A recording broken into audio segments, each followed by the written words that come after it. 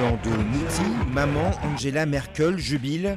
Les chrétiens démocrates ont fait ce dimanche leur meilleur score depuis la réunification et pourraient même atteindre la majorité absolue au Parlement.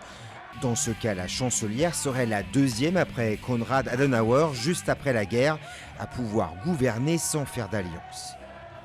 Ensemble, nous ferons tout ce que nous pouvons pour que les 4 prochaines années soient couronnées de succès pour l'Allemagne.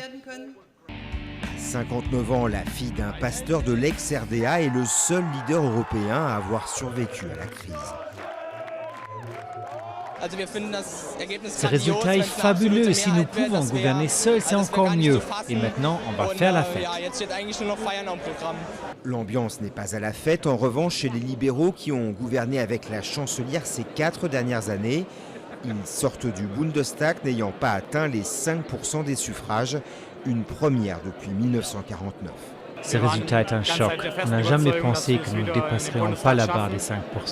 On a toujours été convaincus que nous resterions au Parlement. Ce n'est pas l'euphorie non plus chez les sociodémocrates. Ils ne totalisent qu'un quart des suffrages. Certes, ils font mieux qu'en 2009, mais il était trop tôt pour dire dimanche soir s'ils resteraient dans l'opposition ou bien s'ils allaient former une grande coalition avec la chancelière. La situation est très confuse. C'est pourquoi le SPD serait bien avisé de ne pas se mettre à spéculer sur un éventuel futur gouvernement. La balle est maintenant dans le camp de Mme Merkel. C'est à elle de réunir une majorité. Quant au petit parti anti-euro alternatif pour l'Allemagne, fondé il y a tout juste 6 mois, il rate de peu son entrée au Parlement. C'est le signe que nous devons continuer et nous allons continuer, vous pouvez en être sûr. Mais pour l'instant, négociation ou pas, la chancelière aborde son 3e mandat en position de force.